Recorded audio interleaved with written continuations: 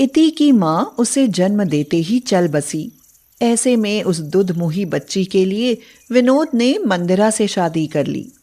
वैसे तो मंदिरा इति को ज्यादा पसंद नहीं करती थी, लेकिन जब से उसने अपनी बेटी को जन्म दिया तब से तो उसका व्यवहार बिल्कुल ही बदल गया। माँ, भूख लगी है, मुझे भी दूध दो ना। दूध चाहिए? दूध तू पिएगी तो चारू क्या पिएगी? काम की ना काज की, दुश्मन अनाज की। चल भाग यहाँ से, जा, डिब्बे में रोटी पड़ी होगी, खा ले। लेकिन माँ। चुप, जब देखो माँ माँ करके मेरी जान खाए रहती है।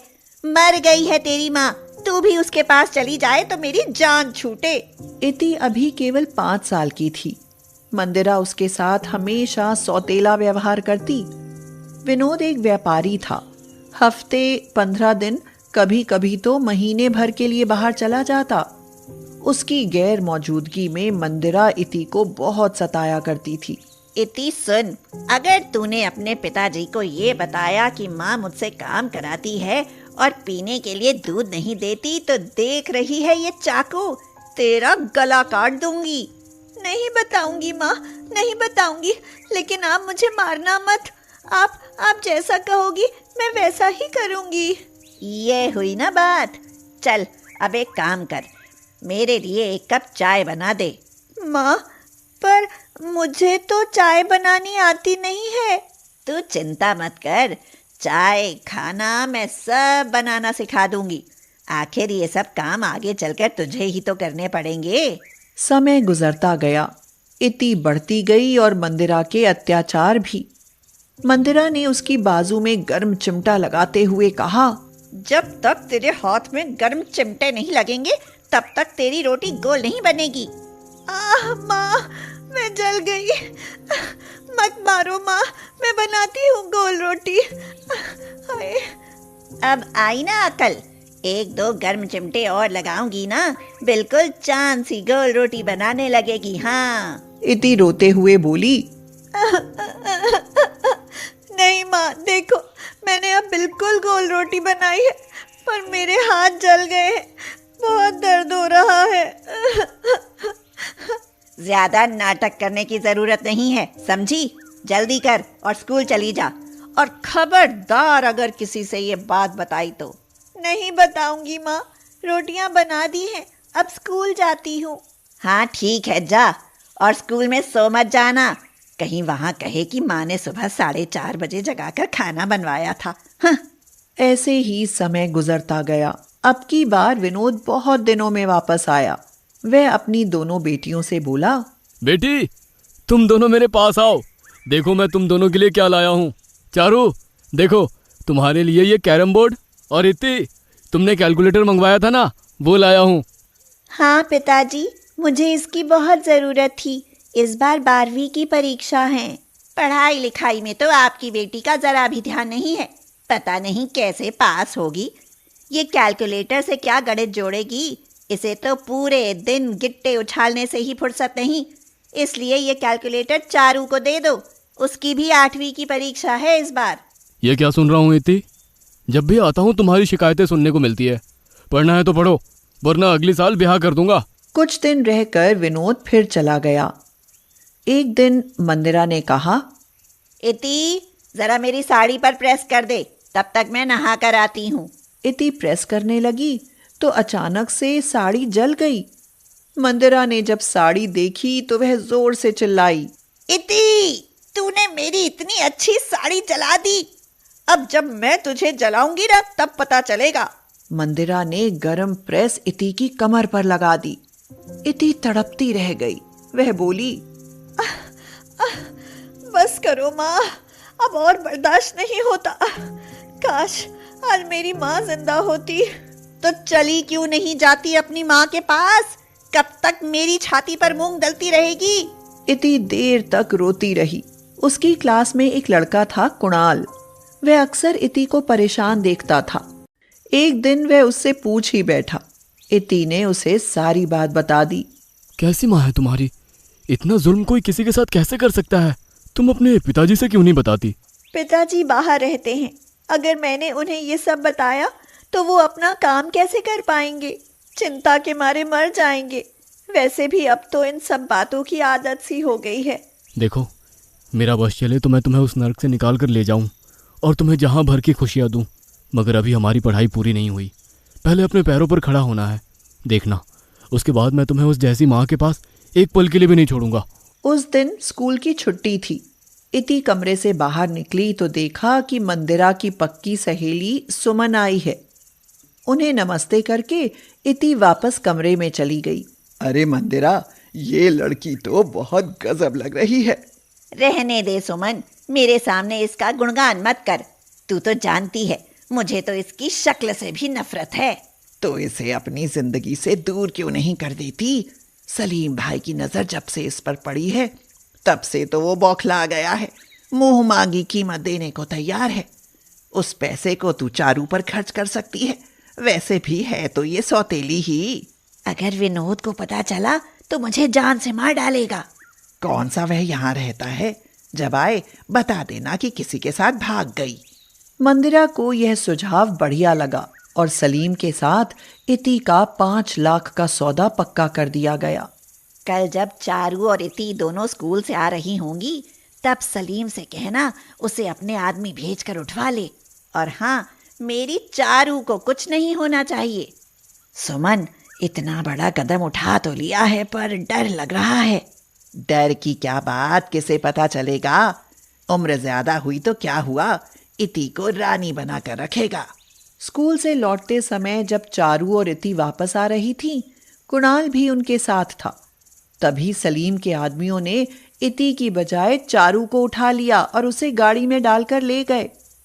इति चीखती चिल्लाती रह गई, मगर वो लोग तो चारू को ले जा चुके थे। क्या तुम उन्हें जानती थी? नहीं, मैंने उन्हें पहले कभी नहीं देखा। अब क्या होगा, न जाने क्या करेंगे वो चारू के साथ। तुम मेरी बाइक पर बैठो, उनका पीछा करते हैं। ये खबर मंदिरा तक भी पहुंच गई कि कुछ गुंडे चारू को उठाकर ले गए हैं और इति उसे बचाने गई है। वो लोग उनका पीछा करते हुए वहां पहुंच गए जहां वो चारू को लेकर गए थे। चारू चिल्लाई, दीदी मुझे बचा लो। कुणाल और इति ने उन गुंडों की खूब धुनाई करी। तब तक पुलिस और मंदिरा भी आ चुकी थी। पुलिस ने उन्हें पकड़ लिया और गुंडों ने पुलिस को बता दिया कि उसकी माँ ने ही उसे 5 लाख रुपए में उन्हें बेचा है। माँ, आप इतनी गिर गई कि पैसों के लिए अपनी ही बेटी को बेच दिया? चारू, मैं नहीं जानती थी कि जो गड्ढा मैंने इति के लिए खोदा था उसमें मेरी अपनी बेटी ही गिर जाएगी। मैंने तो इति से छुटकारा पाने के लिए इति का सौदा किया था, लेकिन वो लोग चारू को ले गए।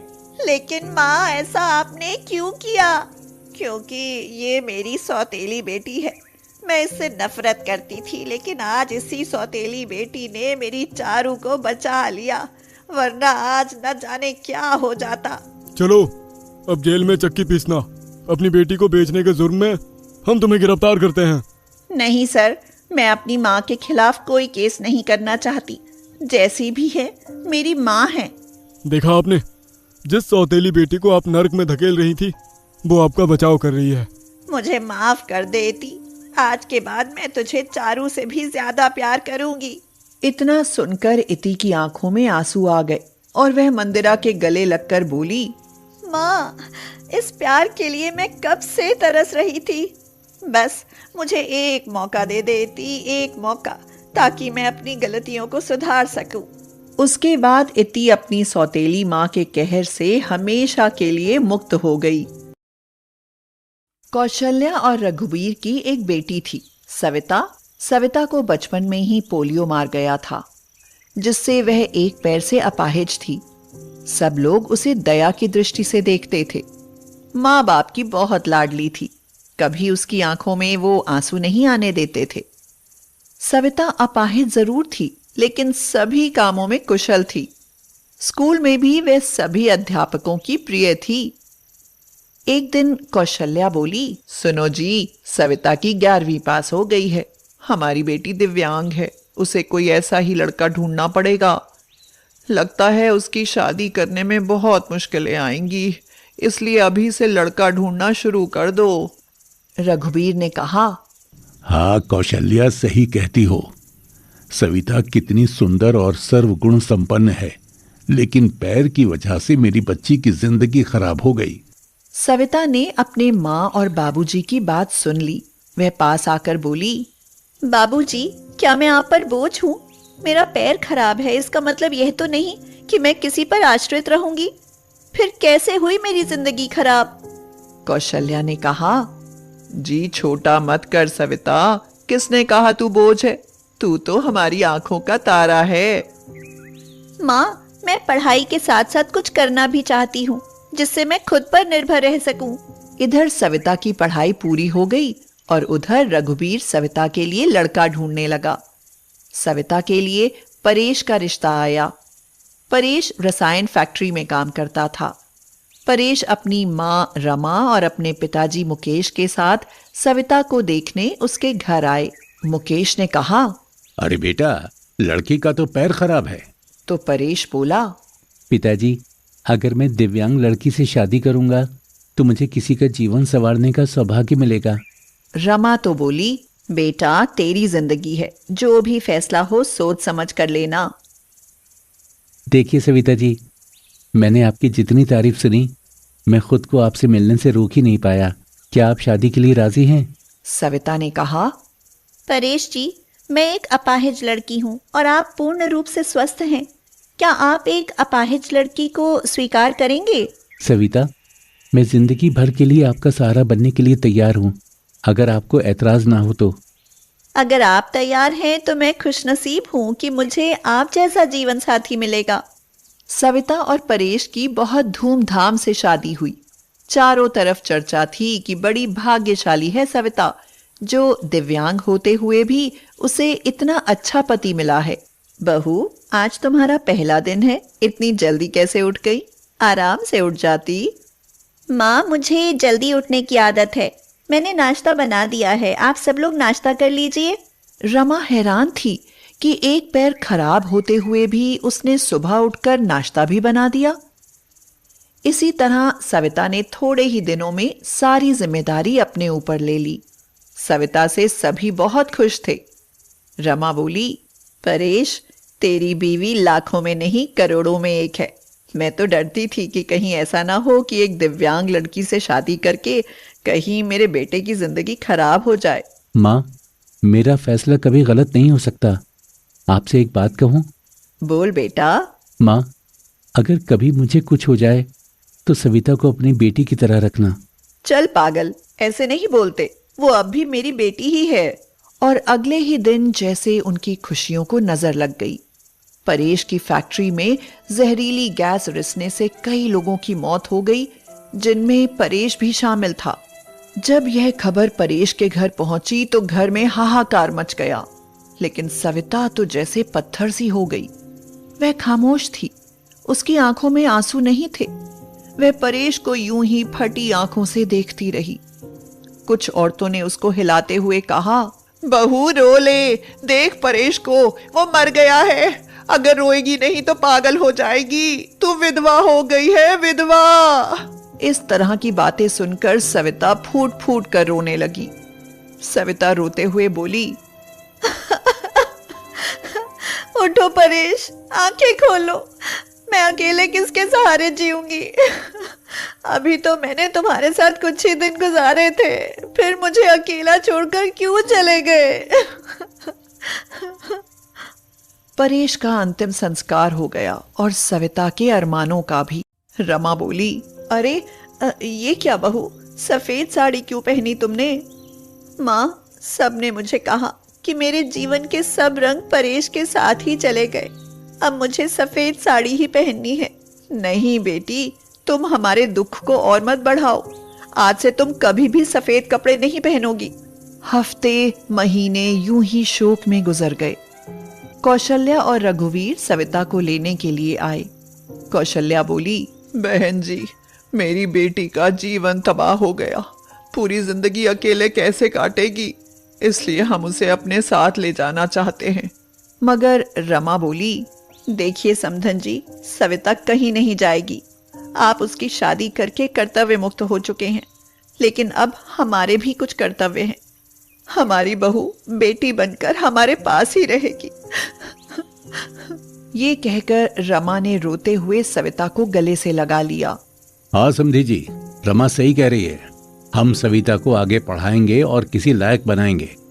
आप चिंता मत करना, हम अपनी सविता को पलकों पर बिठा कर रखेंगे। माँ, बाबूजी, परेश इनके इकलौते बेटे थे। अब वो नहीं है तो ऐसे में मैं भी इनको छोड़कर चली जाऊं, ये सही नहीं है।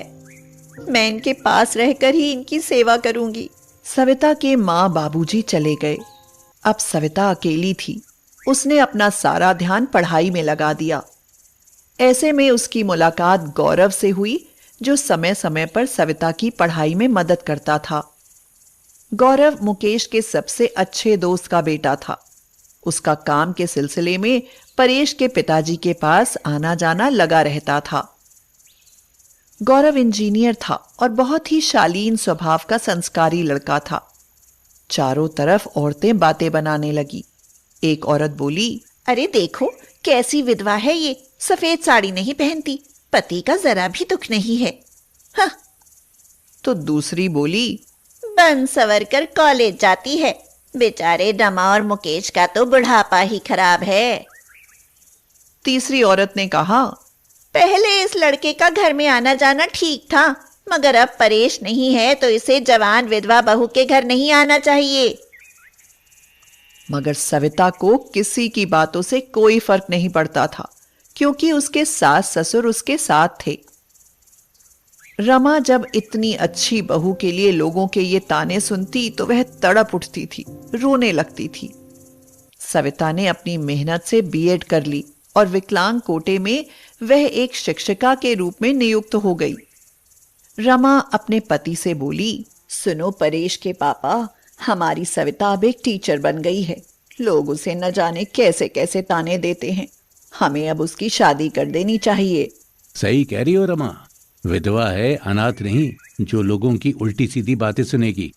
हम अपनी बहू की शादी धूमधाम से करेंगे।